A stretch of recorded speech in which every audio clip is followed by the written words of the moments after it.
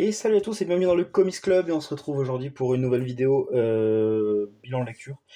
J'ai lu, comme j'ai appelé la série, sur du coup les deux, je le mets là, les deux nouvelles séries et les deux nouvelles aires, à la fois chez DC et à la fois chez Urban. Nouvelles aires marquées par, donc, comme je disais, deux nouvelles séries. Une nouvelle DA chez Urban, donc blanche. Voilà, ça plaît pas. Je sais qu'il y a beaucoup de gens qui disent que effectivement pour l'harmonie dans les bibliothèques avec les anciennes séries, c'est pas terrible. Moi, j'attends surtout de voir quelles séries seront concernées, si ce sera toutes les nouvelles séries depuis maintenant, désormais, ou s'ils vont passer tout, parce que par exemple les séries en cours, les Wonder Woman hors la loi, les Batman de Zdarsky, etc. Si on commence effectivement avec un dos noir puis avec un dos blanc, ça va me gêner. Autant celle-là, bon ben voilà, c'est une nouvelle ère. Dans la bibliothèque, quand je réorganiserai, ben, je les mettrai un petit peu à part. Je mettrai pas le Batman à la suite de mes Batman et le Justice League à la suite.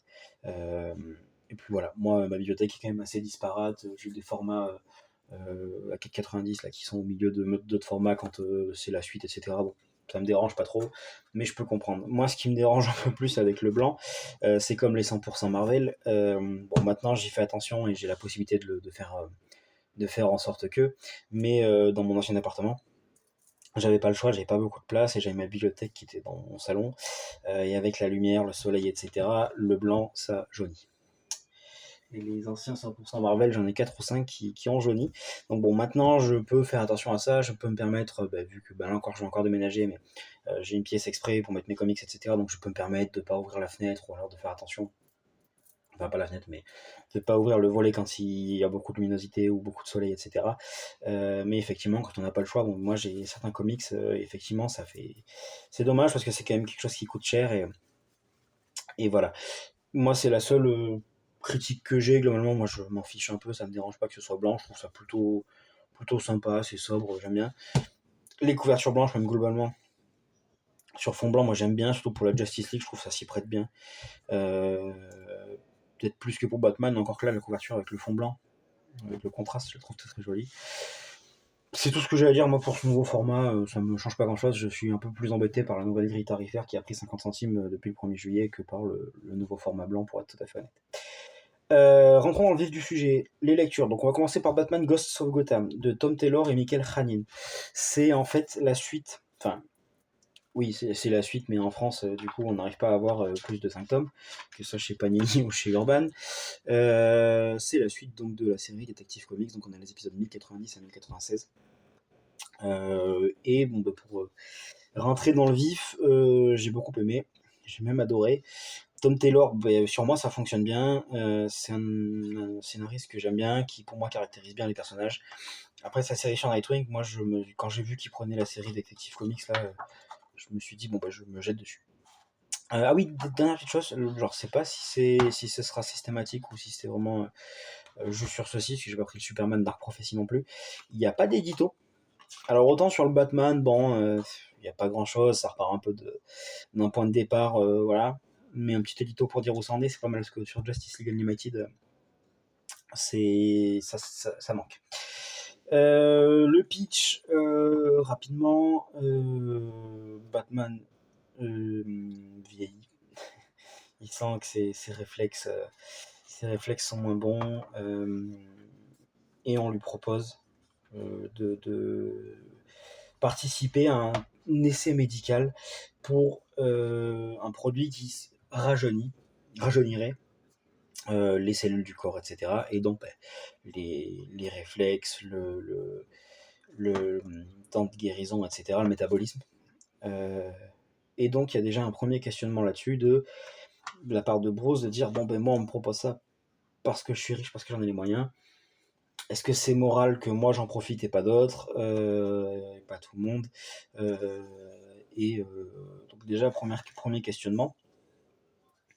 Et ensuite, ensuite en parallèle, il enquête sur une série de meurtres, d'enlèvements et de meurtres de jeunes, ex-délinquants qui en fait avaient été arrêtés et inculpés pour certains méfaits. Et donc voilà, il y a une série de ces meurtres qui se propagent. Et donc, il va s'avérer que tout ça sera peut-être lié ou peut-être pas. Vous voyez, en même temps, je fais défiler les pages, le dessin de Michael Khanin, c'est exceptionnel. Et moi, déjà, premier point, c'est ça que j'aime chez Tom Taylor, tout comme il avait fait pour Nightwing avec Earthface. On a un nouveau méchant. En plus d'avoir le côté détective de Batman qui, moi, me plaît, surtout dans la série Detective Comics, c'est important. On a un nouveau méchant, c'est pas toujours les mêmes qu'on voit, avec toujours les mêmes motivations, les mêmes ficelles scénaristiques, etc. Moi, c'est ça qui me plaît beaucoup chez Tom Taylor. Comme je vous disais, sur la série Nightwing, il avait créé Earthless. Là, il y en a un nouveau. Donc je ne veux pas dire non, parce que je ne veux pas spoiler non plus. D'ailleurs, je vais pas tarder à m'arrêter de tourner des pages. Mais voilà. Mais en plus, il profite de cette série, de cette histoire, pour faire une critique. Alors, c'est assez succinct quand même, mais une critique du système carcéral américain à travers le système carcéral de Gotham, notamment pour les jeunes en question qui se font tuer. C'est vraiment très très sympa. On a l'arc complet et pour le coup ça se finit en cliffhanger, mais on a un récit qui reste quand même assez autocontenu. On reste pas sur notre fin à la fin. On a le cliffhanger, donc on a envie de lire la suite. Si vous voulez lire Bon Batman, je vous le conseille. Pas besoin de prérequis plus que ça. Faut connaître les personnages de Batman, faut savoir un petit peu ce qui s'est passé, mais comme pour tout récit Batman à partir de cette date-là, savoir ce qui s'est passé à la fin du run de Tom King, évidemment. Mais voilà, globalement, moi, j'ai beaucoup aimé. Je lui mets un bon 14-15 sur 20. Mais bon, Tom Taylor, effectivement, sur moi, comme je vous dis, certains avaient fait des critiques sur son Nightwing, que certaines fois c'est un petit peu simpliste, qui fait beaucoup de fanservice, il va là où les fans veulent aller. Sur moi, ça fonctionne. Pour le moment, sur moi, ça fonctionne. Nightwing, moi, j'ai aimé sa série du début à la fin. Et ce Batman-là, pour moi, ça part bien. Et en plus, j'ai eu l'occasion de le rencontrer en Angoulême et de discuter avec lui 5-10 minutes, et ça a l'air d'être une personne adorable. Donc, écoutez, pour moi, c'est banco. Deuxième lecture, Justice League Unlimited de Mark Waid et Dan Mora. Et déjà, oui, je voulais revenir là-dessus, même sur le Superman Dark Prophecy. Donc, du coup, c'est Joshua Williamson et Dan Mora aussi, je crois.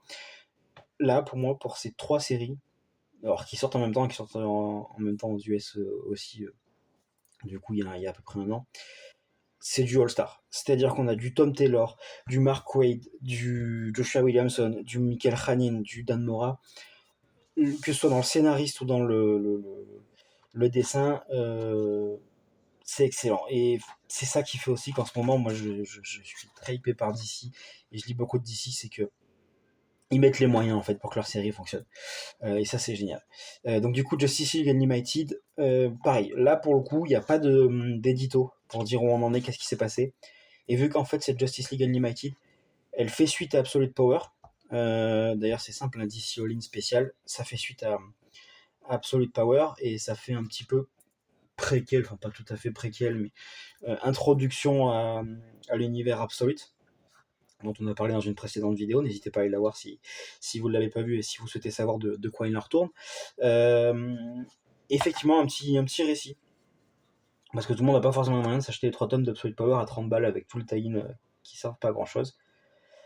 Un petit édito pour dire voilà, dans Absolute Power il s'est passé ça, à la fin on en est là, voilà où on commence. Ça manque. Voilà. Du coup, on commence avec cet épisode spécial qui est très important pour tout comprendre. Grosso modo, la Justice League, suite aux différentes crises qu'il y a eu récemment, les différents événements qui ont bousculé la Justice League, pardon, les héros décident, enfin la Trinité là, décide de créer une ligue de justice illimitée, Justice League Unlimited. On les voit où? On les voit par là, voilà. Donc en gros, tous les héros qui veulent faire enfin tous les méta-humains ou voilà qui veulent faire le bien sont invités à rejoindre la Ligue de Justice. Et ça, je trouve ça très intéressant parce que bon, déjà, Mark Waid écrit très très bien ça parce qu'il y a beaucoup de personnages et au départ, je me suis dit ça va être un petit peu compliqué. Et en fait, le twist en fait que j'avais pas vu et qui pour moi fait que ça fonctionne, c'est qu'ils utilisent la conscience de Red Tornado, qui est en cours de réparation, qu'on va voir par là, très certainement. Qui parle là, mais là, voilà. Et grosso modo, chaque héros, donc ils ont une grosse tour de garde, là, je vais vous montrer tout à l'heure, mais voilà, qui est énorme, avec des quartiers dans tous les sens, voilà. Donc chaque héros, quand il est disponible, peut y aller. Et quand il y a une menace, Red Tornado, en fonction de la menace, évalue celle-ci, évalue ce qu'il faut pour la contrer, et envoie les meilleurs héros avec les meilleures synergies pour contrer cette menace. Ce qui fait qu'on a plein d'équipes différentes, qu'on découvre plein de héros, et surtout que les héros ont des relations avec plein de personnages différents, parce qu'en fait à chaque fois, s'il y a un feu de forêt, il va envoyer, il y en a un moment donné, il va envoyer tel et tel super héros parce qu'il faut contenir le feu, il faut quelqu'un qui puisse arrêter le feu, quelqu'un qui puisse sauver vite les pas des gens, etc. S'il y a une attaque, je sais pas moi, un braquage, il va envoyer un héros peut-être un peu plus urbain, ou voilà. Et en fait, ça crée des synergies différentes, que ce soit déjà entre les pouvoirs. Et ça se retrouve dans le dessin. Il y a des dessins magnifiques avec plusieurs héros à l'action, les pouvoirs qui s'entremêlent, qui font des synergies, et à la fois aussi sur les caractères, des héros qu'on n'a pas forcément l'habitude de voir ensemble. Le scénario, pour le moment, est un peu prétexte, ça pose le contexte. On apprend que voilà, il y a un nouveau groupe qui s'appelle Inferno, qui a des plans, qui fait plusieurs attaques qui n'ont pas vraiment de sens l'une avec l'autre. Et voilà. Mais moi, j'avoue que j'ai beaucoup aimé le fait qu'il y ait plusieurs menaces, on envoie différents groupes de héros à droite à gauche. Ça permet aussi d'avoir plusieurs scénarios en parallèle. Il y a un scénario avec... il y a une histoire en toile de fond avec Martian Manhunter. Franchement, moi j'ai trouvé ça très très très sympa à lire. Comme je vous dis, ce premier épisode, donc voilà, c'est... et donc là, il y a je vais y arriver, le DC All In Special Omega. Donc je vais pas vous montrer la fin parce qu'il y a la planche commune des deux. Voilà, ça finit par les membres de la Justice League avec certaines des cartes de membres, avec certains héros présentés. Mais globalement, moi j'ai beaucoup aimé, ouais. Comme je vous dis, le fait qu'il n'y ait pas 5 ou 6 membres, qu'il n'y en ait pas plein, qui soient disponibles à certains moments, pas à d'autres, qui soient envoyés sur certaines choses parce qu'ils ont des synergies avec d'autres héros qui sont là, que ça va fonctionner, etc. Je trouve l'idée vraiment géniale, et il me tarde de voir la suite. Autant celui-là, j'ai vraiment adoré, et j'ai vraiment envie de voir la suite parce que j'ai adoré le récit, autant celui-ci, j'ai plutôt aimé, mais j'ai très très très très envie de voir la suite. Parce que je pense qu'il peut y avoir des choses mises en place très très intéressantes. Et du coup, franchement, le 2, je vous les conseille. J'ai entendu beaucoup de bien du Superman Dark Prophecy aussi, que j'ai pas pris parce que, voilà, comme je vous dis, moi, le Superman, c'est pas le héros que je l'ai le plus, j'essaie de rattraper le retard avant de faire quoi que ce soit, parce qu'en plus, comme je vous dis, si c'est la même chose, qu'il n'y a pas d'édito, c'est toujours un petit peu compliqué de rentrer là-dedans, surtout qu'en plus Superman, c'est vraiment la suite directe de la série précédente. C'est un numéro 1, mais c'est vraiment la suite, c'est pas du tout un reboot. Donc voilà, je verrai plus tard, mais le Superman, j'en ai entendu beaucoup de bien, donc voilà, n'hésitez pas à me dire ce que vous en avez pensé. N'hésitez pas surtout à me donner votre avis sur ces deux-là. Moi, je suis très très enthousiaste. J'ai adoré et il me tarde vraiment la suite. Donc si vous les avez pas lus, je vous les conseille si vous avez l'opportunité de les lire ou de les acheter, parce que vraiment, moi le Batman, j'ai adoré. Après voilà, comme je disais, Tom Taylor, certains font des critiques sur son style d'écriture, etc. Si de base on n'aime pas Tom Taylor, je pense que c'est pas pour vous. Vraiment, il fait du Tom Taylor, il se transcende pas, voilà. Mais comme je dis, moi, sur moi ça marche, je trouve ça très efficace, donc voilà, si vous avez aimé la série Nightwing par exemple, ou Injustice, sautez dessus. Voilà, c'est tout ce que j'avais à vous dire. N'hésitez pas à me donner votre avis sur ces comics-là, à vous abonner si vous voulez voir les prochaines vidéos, à mettre un like si vous avez aimé. En ce moment, il y a beaucoup de gens qui font l'effort de mettre des likes. J'en ai jamais eu autant et ça me fait vraiment très plaisir. N'hésitez pas à mettre des commentaires aussi. J'adore quand vous mettez des commentaires, vous me donnez votre avis. D'ailleurs, je vais essayer de tourner une vidéo prochaine sur un commentaire que j'ai eu. Très construit, quelqu'un m'a laissé un pavé par rapport à la vidéo que j'ai fait sur les DC Paperback. Qui me donnait son avis, et effectivement j'avais pas vu certaines choses sous cet angle-là, et je pense que je vais faire une vidéo pour reprendre son commentaire, pour compléter ma vidéo, parce que du coup quand j'ai vu son commentaire, je me suis dit c'est vrai que ma vidéo est pas complète, il me manque ces éléments-là, qui pour le coup, en fait, la personne dit qu'elle n'est pas vraiment d'accord avec ce que je dis. Et j'ai trouvé ça super intéressant, donc je pense que je vais en faire une vidéo pour rebondir dessus, compléter ma vidéo et donner à la personne une réponse, parce que ça appelle à une réponse, parce qu'elle montre un petit peu ce que je dis. Donc, je me suis peut-être mal exprimé sur certains points de ma vidéo, donc j'aimerais répondre à ça, parce que je trouve ça très intéressant. Donc il y a une des prochaines vidéos qui sera sûrement là-dessus. Donc n'hésitez pas à mettre des commentaires, j'adore les lire, j'adore y répondre, parce qu'effectivement, comme je vous dis, dans cet exemple-là, ça me donne des fois des avis contraires ou des compléments d'informations ou des compléments d'idées que moi j'ai pu avoir. Et je trouve ça très très intéressant. Donc n'hésitez pas à faire tout ça, ça me fait super plaisir. On va bientôt aux 100 abonnés. Donc écoutez, c'est génial, comme vous avez dit, si on passe certains paliers, j'essaie de faire une vidéo sur ma bibliothèque ou quoi, là, vu que je compte déménager. Je vais voir comment je peux m'organiser pour faire peut-être 2-3 vidéos où on range un petit peu ensemble certaines séries, où je vous montre un petit peu certains comics que j'ai, ou ce genre de choses, et on peut discuter un petit peu autour de ça. Voilà. Mais n'hésitez pas à me dire également ce que vous lisez en ce moment. J'aime toujours savoir ce que vous lisez, ce que vous en pensez. Je trouve ça super intéressant. Parce que bon, moi je vous montre quelques sorties comme ça, mais pareil, j'avais lu, je l'ai pas sous la main, mais j'ai lu, je vous ferai une petite vidéo sur le Fondu au noir d'Ed Brubaker, que j'ai beaucoup aimé. Donc je vous fais des vidéos sur la dernière sortie, mais je lis pas que de ça.